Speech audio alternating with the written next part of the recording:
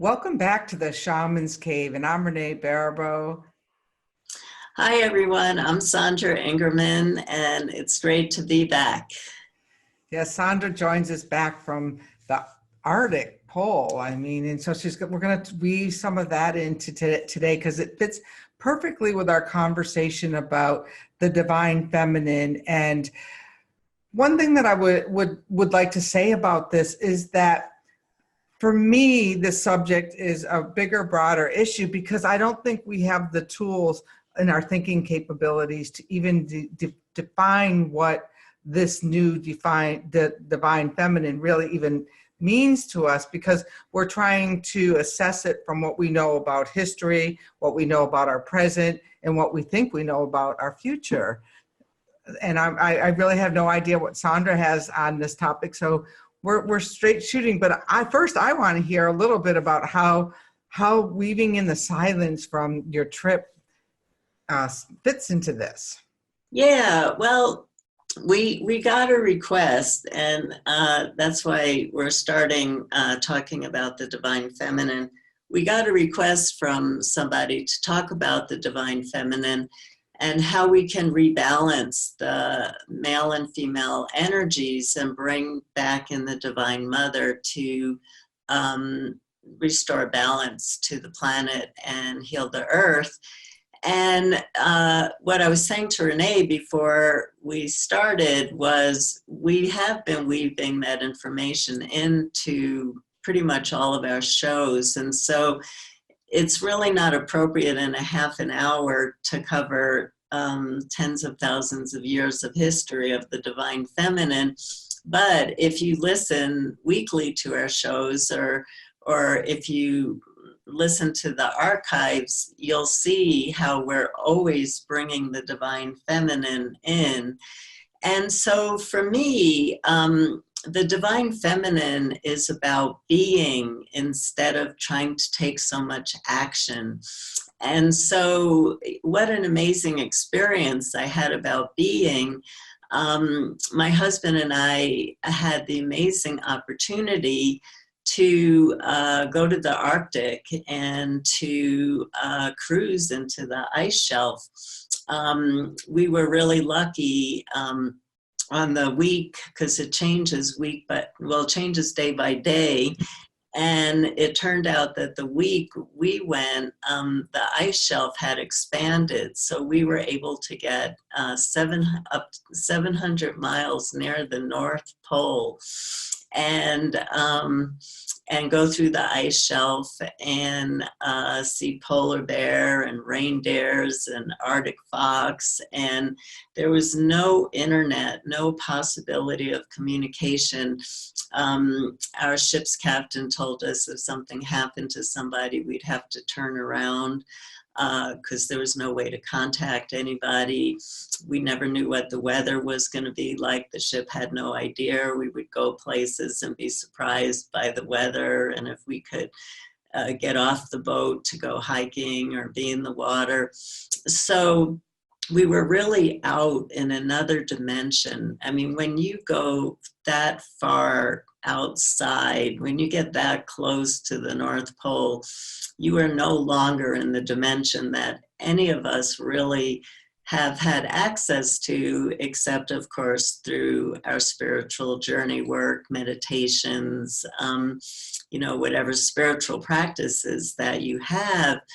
And to be in that kind of silence, that to me is the divine feminine, that stillness, that place of germination where everything is just in absolute stillness and silence, where creation can start to happen before it bursts forth. And so, it was an amazing experience. And one of the things I've been teaching a lot about recently is what fields of energy do we want to be stepping into? And for me, especially where I am right at this particular time in my life, I go through times where I'm more extroverted, and times summertime for me is the time to hibernate like a bear. So we're in summer, so it's a time for me to go deep within. But the chatter that we step into with Facebook and all the chatting that goes on everywhere, to me, that's actually not the divine feminine. You know, that's mind. That's always trying to just take action and never taking that time to really drop into that feminine, because that feminine place is naturally transformative. It's naturally transformative. When you become the Divine Mother, when you work with the Divine Mother, change happens by presence, not by doing anything. Absolutely. I totally agree with everything that you're saying. And what most of you probably don't know, because only, you know, a handful or two handfuls of people have really experienced the, you know, wind mastery work, is that the winds are all creators. They're all creation in motion. And so all of their roots go back to creation processes of more the feminine, like, and so I especially resonated with the wind mothers, because that's where the process order and the gestation and the chaos and the oppositional forces and the partnership with nature all happens in that creative cycle. And trust me, the winds are all there. So I encourage you to come over and learn more about the wind work. And however, where I'm coming from this, and when I say that I don't think we have the brain capacity, or we in our current thinking, and maybe that's because that's doing brain capacity, that we're defining the Divine Mother or the divine essence of energy based on a paradigm which we're anchored very deeply into after all of these, you know, long periods of time. And so at work a few years ago, I was tasked with creating an LGBTQ conference. And I thought to myself, well, what are we going to talk about after the first year? You know, this is my thinking. And what I realized, you know, that Spirit always puts me where I need to be in terms of my spiritual growth. If it's not about spiritual growth, you know, my journey has not been there. And so what I've realized is there's a dissolving gender. And so we want to define masculine and feminine by these old constructs.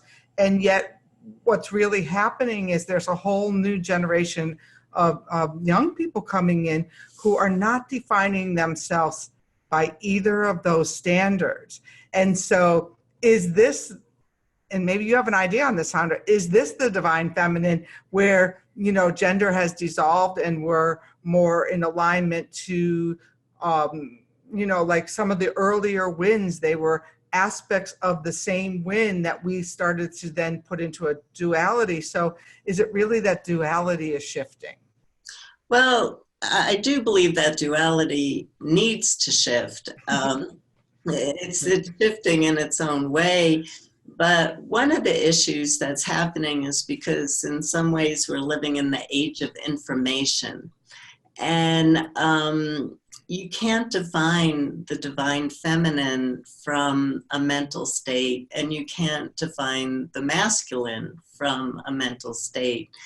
And so we tend to overthink so much, and we tend to try to understand instead of allowing ourselves to go within and to allow, when we tap into our own intuition, when we tap into our own spiritual practices, when we tap into our own spiritual light, all of a sudden these questions are meaningless. I mean, they're meaningless because there are no words that go with the divine feminine. There are no words that go with the divine masculine, because it's all nature. And you can't take nature. It's like it's like I'm always writing in my books. You can do a journey, a ceremony to fire. You can do a journey, ceremony to earth, water, air. But the bottom line is they're all one.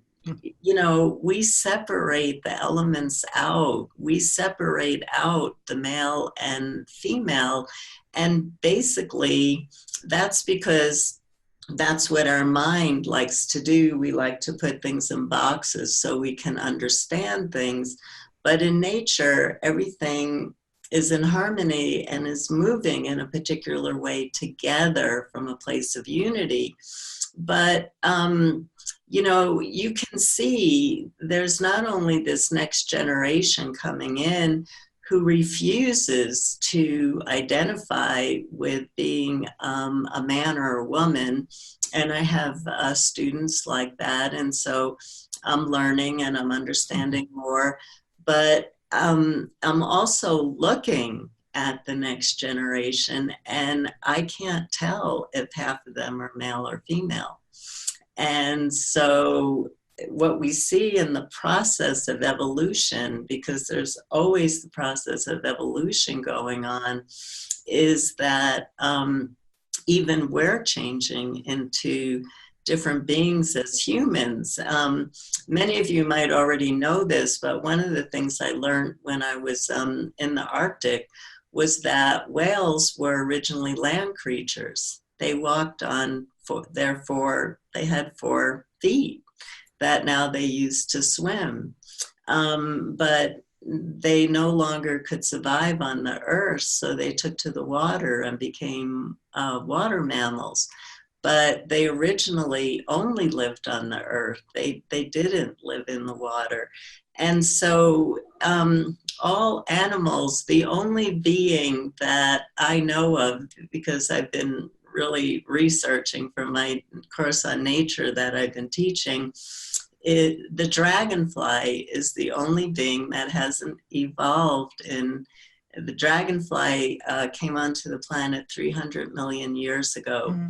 And it has not changed. It's still in its same, exactly as it was. It has not had to adapt. It has its own way of adapting. But evolution is always going on. And so our consciousness is being asked to leave how we separate everything. And the earth is moving more into a place of unity, and not so much of separation, not so much of survival of the fittest, but of love and of unity. And so now we're actually seeing people morphing into a place of unity, where now we're not even going to be able to distinguish that much of what's the difference between the male and the female.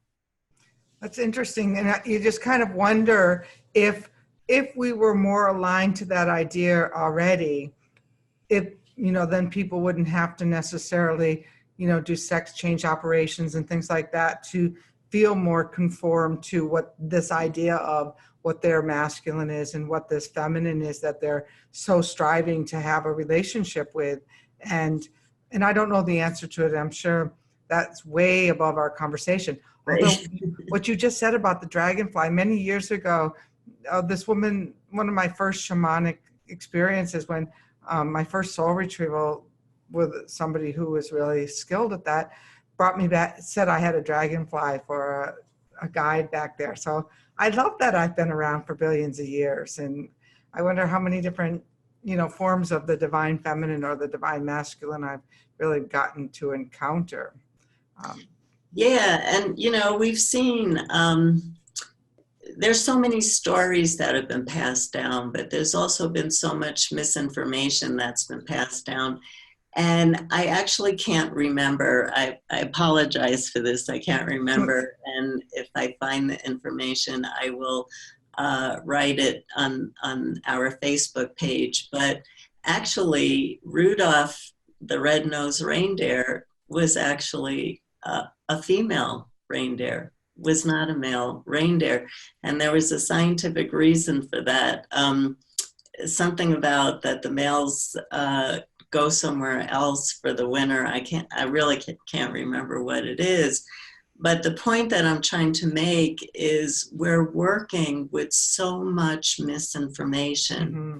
And people are absorbing so much misinformation right now. It's staggering. It's staggering to read what people write on Facebook, because many people got a definition of the divine feminine out of one person's book and is making it a universal definition. I mean, how do you do that? And so, you know, if you really want to learn about the divine feminine and the divine masculine and the evolution about them, you know, I believe in the process of direct revelation. So I teach shamanic journeying. And I did, for one of my courses that I taught through the Shift Network, I had my group, and it was a very large group. It was close to 1,000 people journey on the divine feminine and the divine masculine and what the difference was and how to rebalance them. And it was amazing how everybody got the same thing, that the spirits were saying, our minds are getting too distracted with stuff, that this is not where we should be going. There isn't that much of a difference, you know.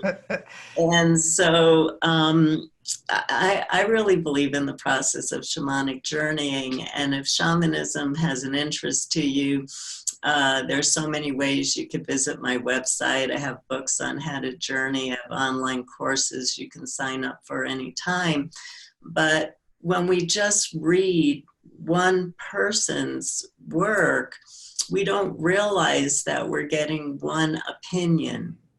And the divine feminine is about owning your power, just like nature owns its power. You can't tell a tree how to grow. A tree already knows. It has that DNA information already in it. We have all that DNA information already in us. And in one of our shows, we actually journey to merge with a seed, which is the feminine itself too. And so if you have questions about how to you feel a need that in your own life, because instead of trying to get the whole planet to bring back the divine feminine, maybe first we have to start with us. You know, sometimes for me, if I'm going to get into my mind and the masculine energy, it's okay, let's get everybody out there to, you know, bring in the divine feminine. But the divine feminine is starting with you. And so if you're wondering, who is the divine mother? And what is the feminine about? And how does the feminine heal? The best place to go is into your own meditation work, your own journey work. If you work with the tarot or your own divination or taking walks in nature, that's what the feminine is more about, is owning what's already in you. All that knowledge is already here. We've just chosen to, we're distracting ourselves. That's what's happening right now. We're distracting ourselves. And so for me, I've already said this during one of our shows, I got great comfort when the ancient ones, who are billions of years old and don't come from this planet, shared with me that when the magic is ready to be used again, it will be carried, it will be found, it will be used again. But you can see with our generation, we're too busy with distractions to be able to find the magic and carry the magic. But the hope and the knowledge and the optimism is that there are thousands and thousands of us planting seeds so that there is going to be a generation that's going to be able to find the magic again and pick it up and be able to live in balance on the planet. The planet doesn't need any healing. We're the ones that need the healing. The earth isn't struggling, we're struggling. So, Absolutely. And, I think these wind spirits are one of those access points that we have to that ancient wisdom, and that the information has been on the winds for, billions of years, because the wind was here at the beginning. And for me, it's funny, when I was doing the research, one of the things that I kept having to put in my mind was that, okay, the internet has made so much research possible, which I'm sure you're aware of. But what I had to do was say, okay, this is through the eyes of the Christian missionary. This is from the eyes of, and so each place of the dance is like, well, this is from somebody's interpretation. And it was so revealing when the winds just started to speak directly, so that it wasn't like that there was these practices. And so that's how that showed up for me. And what I found fascinating was that it was towards the end of my research that all the divine mother winds started to show up, like Vegemite, the Latvian wind mother, and Mari, the Basque wind mother. They weren't the first winds. The first winds were more connected into the more masculine, the masculine gods, although there's places in history where you could see that the wind was one unit, and somehow that division started to separate. And what I find really curious, as you say, that where so many people are putting this energy out towards this intention, and yet, there's more chaos, there's more disharmonious, I don't know if that's a word or not, but it's going to be one today. And there's more fighting, and even one of the things that I notice even with my own students is that, they get a great wind epiphany, as one of my students has labeled them. And all of a sudden, everyone's trying to, well, did you read so-and-so's book did you read? And I'm thinking like, no, no, I didn't, and it's just like, we're trying to justify our experiences by what somebody else has written on a page. It's like, stop it. Just stop it. And I don't want to say that because I want you to buy my book, but I'm and Sandra's books, but still there's this place where there's just such a glut of information that you can attach on to. And really this direct experience is the biggest gift you have, is learning how to access information, whether it's on a wind or whether it's through the drumming or whatever, because that's your best chance of experiencing the divine feminine. I have a Swami who is now passed on, who actually was giving his advanced students, and trust me, I wasn't one of them, a direct revelation of face-to-face with the Divine Mother. And I did get to drive this woman who had that experience. And I said, well, what was it like? She said the energy was so potent, she couldn't stay in it. Like, she couldn't hold that amount of energy. And I know other of his students that were able to hold the energy a little bit longer. But when this one teacher, who I really have a lot of respect for, was just sharing on a podcast, when she was in front of the Divine Mother and asked her, how do I know you, or how do I find you? The answer was to look in the mirror, to look inside yourself and see all that is me that you're capable of. Mm-hmm. Isn't that beautiful?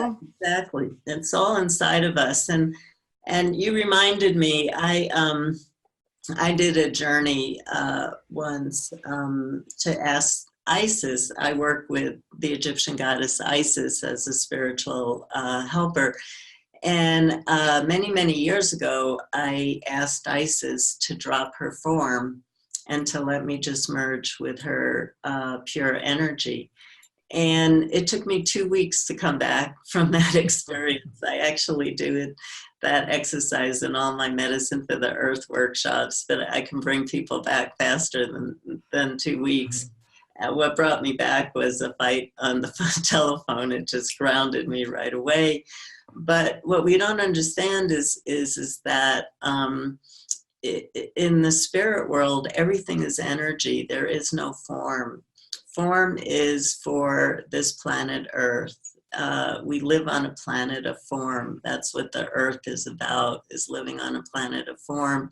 The Divine Mother is an energy. The Divine Masculine is an energy. There's no form that goes with it. And these forms are so expansive. And many of us aren't ready because we haven't done our emotional work, and we haven't taken care of our bodies to be able to hold those kinds of frequencies.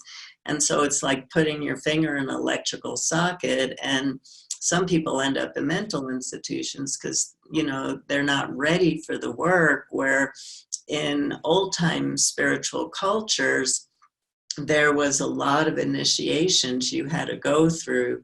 Now we're moving very quickly, which we have to. It's a time where evolution is speeding up. We're just in a different time now where we're not going so slowly. But what people don't understand is that we're working, when we talk about things like the Divine Mother, the Divine Feminine, the Divine Masculine, we're working with energies that are way, way bigger than our minds can even begin to comprehend. And so we're the ones that are stopping that energy from being able to make huge transformative changes, because we want to think about them, or we're so filled up with pain, we can't be a vessel for them, that kind of energy to come through. And so for me, where I am right now, I definitely was in a different place 10 years ago in my teaching.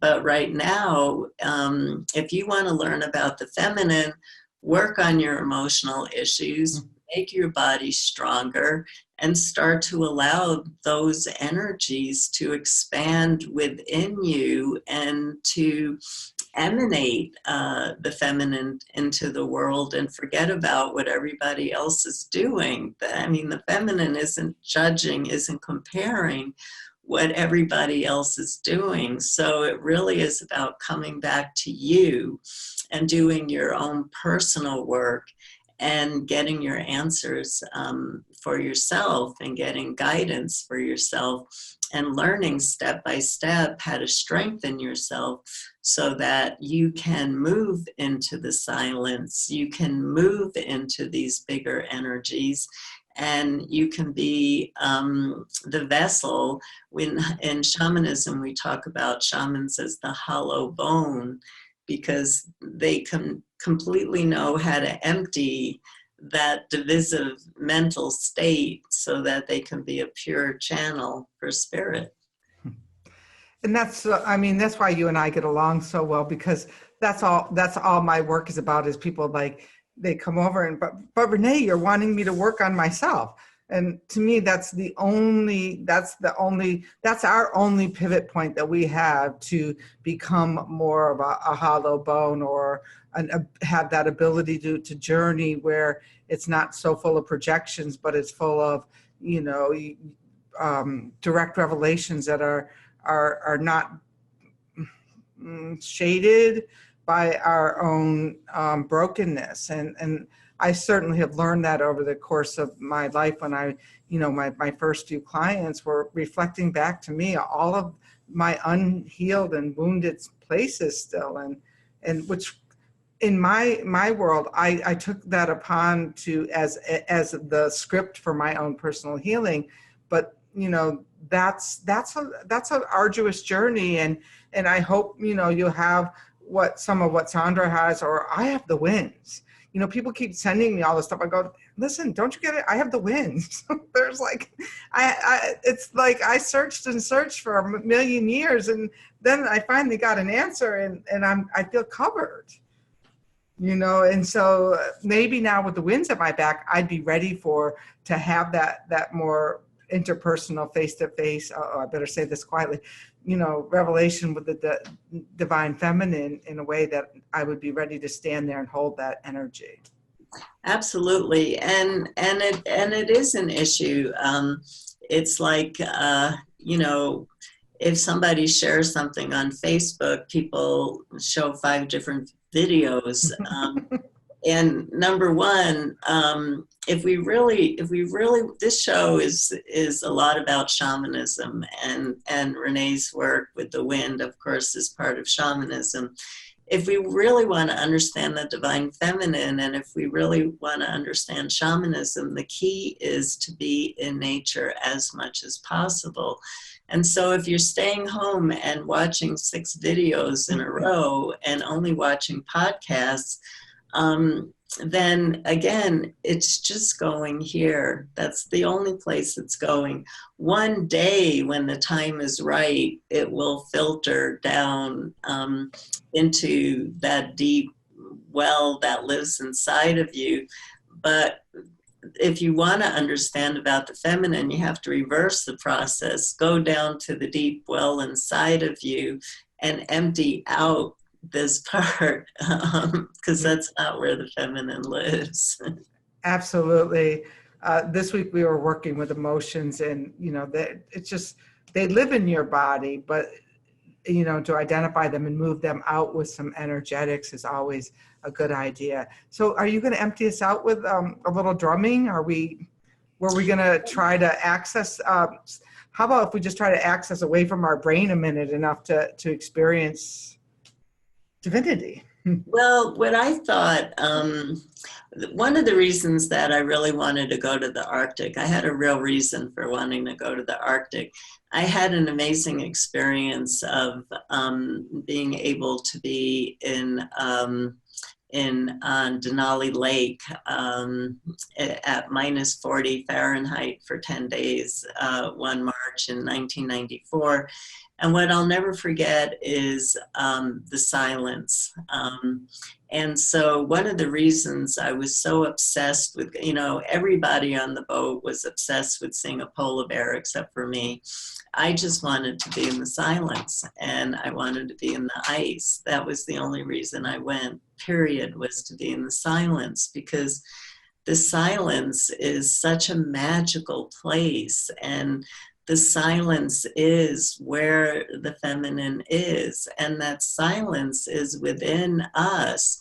But I've been so flooded with just so much going on in the world and in my own personal life and in my teaching. I felt like I needed to make a pilgrimage to go back into the silence again. It was a pilgrimage. This wasn't a vacation. People kept saying, oh, you had a good vacation. This was a spiritual pilgrimage for me. And so I thought that we do a short journey to go into the silence, to go into the silence and just experience the silence. And so you can imagine all different scenes, like even though when we were in the Arctic, we were there during the time of the midnight sun, I got one photo of the midnight sun, which I was so proud of, and it completely disappeared. And even the Apple Genius Bar or Apple support can't help me find it. But even though we were in the time of the midnight sun, the weather was foggy and cloudy every day. So here you are in a dimension of reality where, yes, there are animals, and there was ice singing. We actually went to a lake where there were ice singing, and we spent an hour being able to listen to that. But imagine yourself going into a realm of fog and clouds where there's an abundance of life, but there's no internet, there's no radio frequencies. There's no 4G or fights about the possibility of 5G coming in. There's nothing. There's just silence. Imagine yourself on a boat riding through territory that is so full. It fills every part of your cells with bliss and unity, but there's only silence, just unpotentiated energy, just complete and absolute silence. So if the image of a boat going through the fog on a cloudy day doesn't speak to you, find an image that does, and let's just all be silent together. And don't think, just feel, just be. And we'll just do this for a few minutes together. So here we go.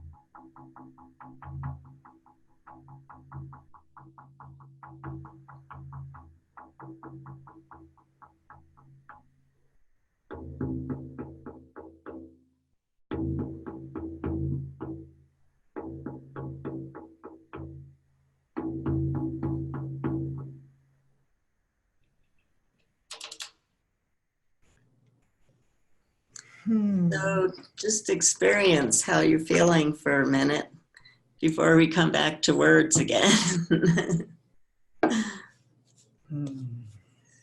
I was being pulled when you were just talking about the experiences, like there's like this undulating pull to that quiet. Yeah, and for me, although I go into the silence pretty easily, I'm also a very clairaudient, so a word will oftentimes come up when it's really important.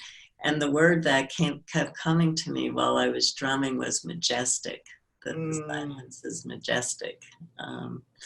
And so we wonder, Renee and I wonder how it is for you. And we hope that you'll explore more of that and really to understand more of the divine feminine is really about taking time to be more in nature and to find ways to go within. And nature is the perfect way to go within, is being in nature. And then you end up in a majestic state where a lot of the questions that come up don't ever need to be answered. I love that. Thank you. And let us know, share your experience of what that silent feels like. If you could put that into words, that would be really great. I've been floating on the pool at night, watching the wind in the trees, the palm trees, because it's a little too hot to do my wind walks. And so I was floating on an iceberg through the quiet, and there all of a sudden a polar bear stuck his nose like right over on my iceberg to see who this human was that was floating through the fog. That's pretty good. So join us over at the Shamans Cave, and also follow us if you want to get the Shamans Cave in your weekly inbox. We have an email that's just used for that. It's over at shamanstv.com. And join us next week to see what other interesting informations we're going to share. Yeah, we never know what we're going to come up with. So every week is not only an adventure for you, but it's an adventure for us too. But on Shamans TV, we do have all of our shows and all the archive shows, and there are some really fabulous shows that go along with this topic. And so it's almost like our shows that Renee and I are doing together, they're like a hologram almost. They weave into each other so beautifully. So I hope that you'll consider going back and watching some of our older shows. If you're a new listener, welcome. We're so happy to have you with us. And Renee and I thank you and wish you a beautiful day or a beautiful evening. Blessings.